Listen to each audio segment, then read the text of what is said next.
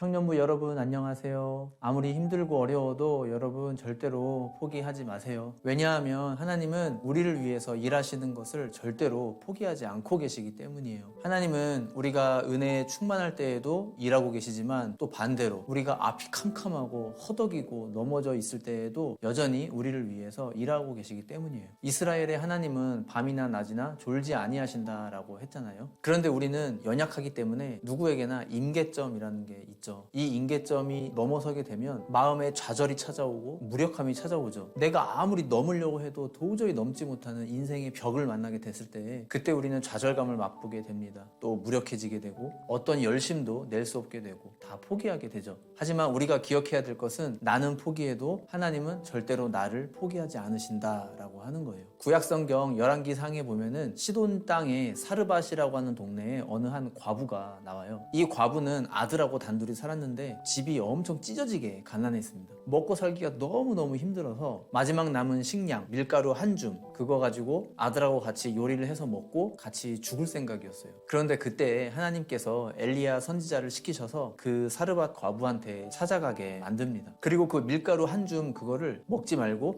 엘리야한테 주라고 그러세요. 야박하게도. 그래서 이 과부가 그 말씀에 순종하고 실제로 그렇게 합니다. 그리고 이제 반전이 일어나게 되죠. 그 과부의 집에 있던 밀가루 통에 밀가루가 가득 차게 되고 그게 마르지 않게 돼요. 또 기름통에도 기름이 가득 차게 됩니다. 기적이 일어나게 된 것이죠. 그런데 여기서 한 가지 말씀드리고 싶은 게 있습니다. 이 과부가 살던 동네는 이스라엘 땅이 아니라 이방 땅, 시돈 땅이었다라고 하는 거예요. 이 시돈 땅은 이스라엘하고 아무런 상관이 없는 곳이었습니다. 여기는 우상 숭배가 판을 치는 곳이었어요. 바알 숭배, 아스다로 숭배, 이게 100%를 이루는 동네였습니다. 성경에 나오는 최악의 악녀로 유명한 이세벨, 이 이세벨이 시돈 땅 왕의 딸이었죠. 그러니까 상식적으로 생각했을 때 이 시돈 땅은 하나님과 관계가 없는 땅, 하나님의 은총을 도저히 받을 수 없는 땅, 하나님으로부터 배제되어 있는 땅이라고 할 수가 있습니다. 그런데 그 땅에 사는 어느 한 이름 없는 과부가 하나님의 은총을 입게 된 것이죠. 하나님의 손이 과연 나에게까지 닿을까? 하나님이 나에게 관심이 있을까? 그런 입장인데 하나님이 내게 관심이 있으신 거죠. 하나님의 손이 나한테까지 닿은 겁니다. 그러니 여러분 하나님을 믿으시기 바랍니다. 나는 포기해도 하나님은 끝까지 우리를 포기하지 않으세요. 하나님이 나를 이 지긋지긋한 구덩이에서 꺼내주실 수 있다라는 것을 잠잠히 믿어보시기 바랍니다. 마태복음에도 보면은 이 과부하고 비슷한 장면이 나와요. 예수님이 이스라엘 지역에서 사역 잘 하시다가 갑자기 생뚱맞게 두로와 시돈 땅으로 가실 때가 있어요. 그리고 거기서 한 이방 여인을 만납니다. 이 여인은 자기 딸이 귀신이 들렸는데 예수님이 이제 우리 지방에 왔다라는 소문을 듣고 예수님을 찾아온 것이죠. 그런데 이때도 야박하게 예수님이 이 여인한테 뭐라고 하냐면 자녀의 떡을 취하여 개에게 줄 수 없다 이렇게 말씀하세요. 이거는 당연히 예수님이 일부러 의도를 가지고 이 여인에게 이렇게 말씀하신 거였어요. 이때 이 여인이 뭐라고 대답했는지 아세요?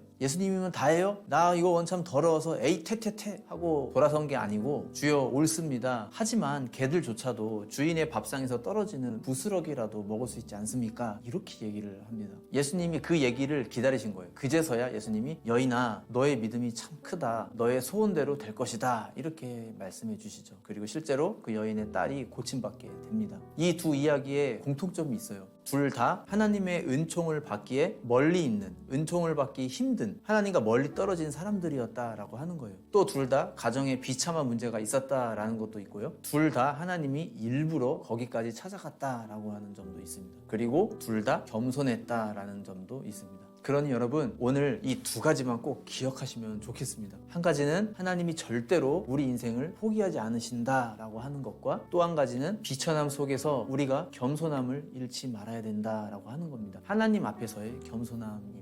하나님의 은총은 겸손한 사람에게 임한다라고 하는 게 정석이고 진리입니다. 예수님 시대 당시에 대제사장들, 바리새인들 이런 사람들이야말로 하나님과 제일 가까운 사람들이었죠. 그런데 이들은 교만했습니다. 그래서 하나님의 은총에서 멀어져 버린 사람들이 됐죠. 사랑하는 우리 청년부 여러분, 인생의 벽이 느껴지고 아무것도 할 수 없다고 느낄 때에 나를 포기하지 않으시는 그 하나님을 잠잠히 떠올려 보세요. 그 하나님을 내가 믿게 해달라고 기도해 보세요. 비천한 마음, 겸손한 마음이 있는 한 우리에게 소망이 있습니다. 지금의 힘든 시기가 먼 훗날 좋은 간증거리가 되는 우리 청년 여러분 모두 다 되셨으면 좋겠습니다. 청년을 위한 오브 메시지 여기서 마치도록 하겠습니다. 감사합니다.